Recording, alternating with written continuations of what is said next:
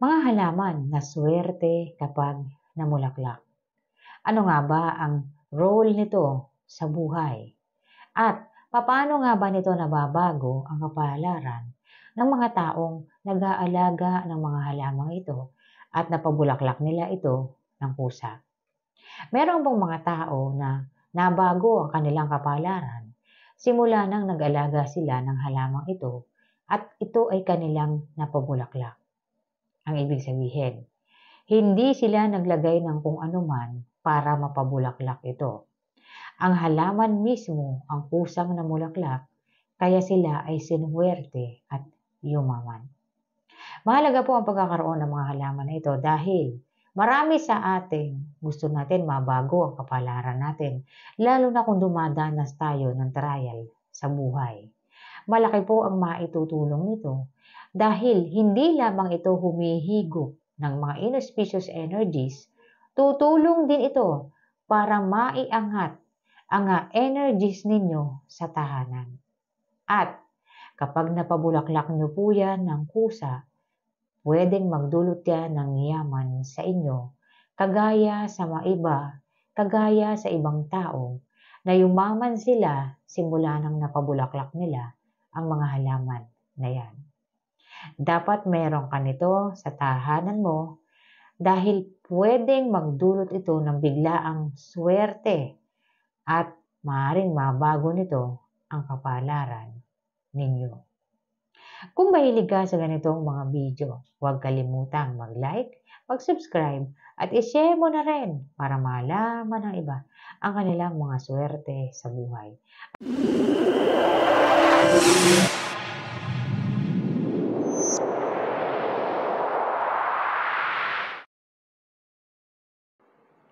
Mga halaman na swerte kapag namulaklak at dapat meron ka nito sa tahanan mo. Unang-una po, fortune plant. Ang fortune plant ay isa sa mga halaman na pinaniniwalaang nagdudulot ng swerte. May mga tao po na meron nito sa kanilang tahanan at kahit hindi pa nila ito napapabulaklak, nagkaroon na sila ng swerte o talaga namang sila ay sinuwerte. Ang iba po, may mga tao na nakapagpabulaklak ng halamang ito at nabago ang kanilang kapalaran, sila ay yumaman. Ngunit, kung ang halaman po ay kusang namulaklak mula sa pag-aalaga mo, wala kang inilagay na anumang pampabulaklak, nagdudulot yan ng swerte. Ngunit, kung ang halaman po ay namulaklak lang dahil nilagyan mo ng pampabulaklak, pwedeng umakit yan ng mga positive energies, ngunit hindi bigla ang pagyaman ang maidudulot sa inyo niyan. Sapagkat naglagay ka lang ng kung ano para siya ay mamulaklak. Samantalang ang iba, binuhusan nila ng kanilang panahon at pag-aalaga ang halaman, kaya nagdulot ito ng swerte at magandang kapalaran sa kanila. Mahalaga po na kapag mag-aalaga ng fortune, iwasan po na pabayaan ito at huwag maglalagay ng pampabulaklak kung nais mong swertehin. Maglagay ka ng pampabulaklak kung nais mo na bumulaklak siya or nagnanais ka lang na magkaroon ng positive energies sa area. Ngunit kung swerte po ang nais mo, alagaan mo maigi ang halaman at pusa po yang mamumulaklak. Sunod, snake plant. Ang snake plant po ay isa sa mga halaman na mahalaga sa tahanan. Sapagkat saang area mo man ilagayan, basta mayroong kinukure, nagdudulot yan ng proteksyon laban sa mga malas na enerhiya. Maaari ding umakit ng swerte ang snake plant kapag nailagay mo sa tamang lugar.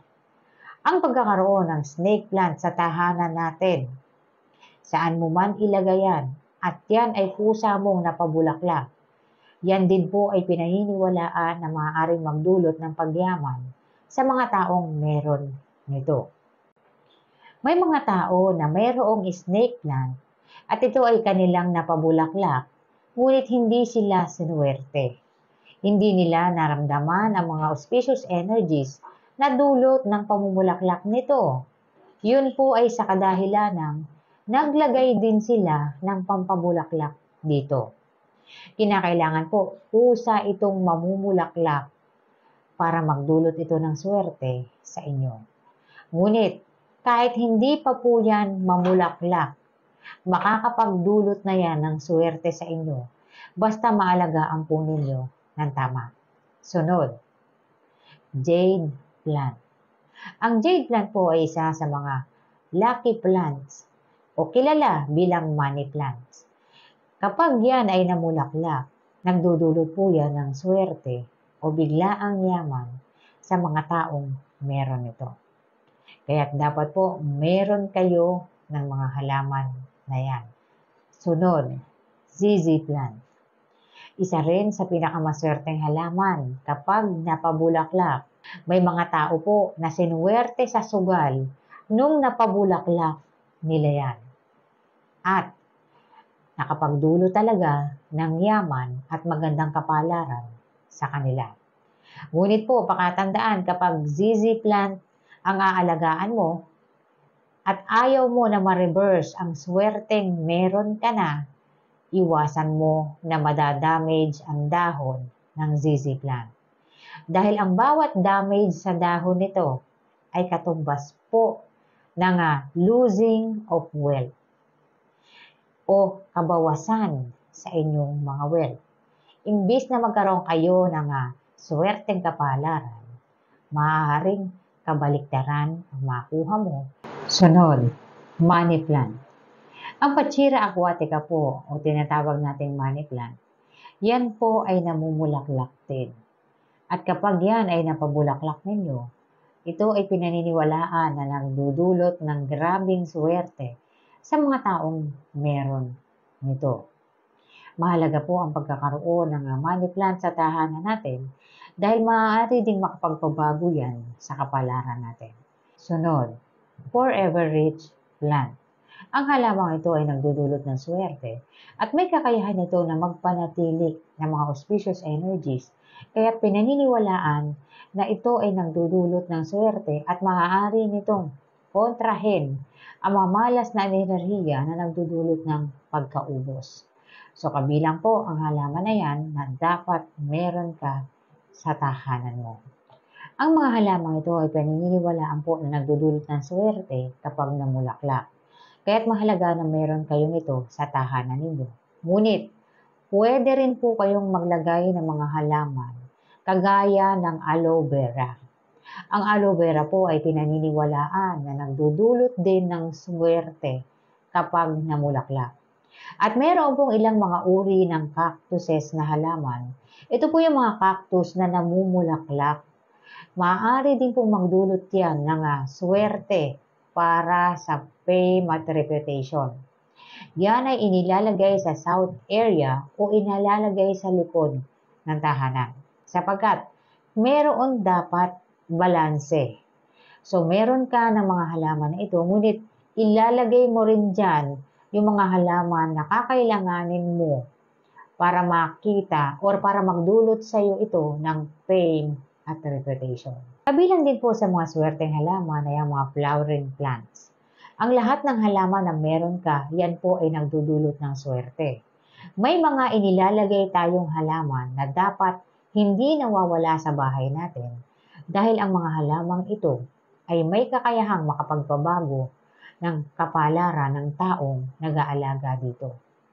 Ang halamang ito po ay hindi madaling malanta at kaya nitong manatili kahit hindi diligan. May mga halaman po na kapag hindi ninyo nadidiligan, nalalanta sila or nakikita ninyo natutuyo ang dahon. Kaya't may specific na halaman lang or mga halaman na pinaniniwalaan na makakapagpabago ng kapalaran ninyo dahil isa sa katangian nila, kahit hindi mo diligan, hindi mo makikitang nalulukot ang dahon or hindi mo nakikitang yumuyuko. Kaya sila po ay pinipili or kilala talaga sila sa pagdudulot ng swerte dahil may mga taong yumaman na gamit ang mga halamang ito. Ang lahat ng halaman na meron kayo sa tahanan ay umaakit po ng good luck energies, lumalaban sa mga malas na enerhiya. Ngunit huwag ninyong kakalimutan, meron ding mga malas na halaman na dapat ninyong iwasan. At mahalaga ang presensya ng mga halaman na mayroong thorns dahil ito ang nagbabalanse para makumpleto po ang 5 elements at para mapanatili ang balance. At kung kayo po ay nakararanas ng struggle sa buhay, subukan niyo pong maglagay ng mga halaman sa tahanan ninyo.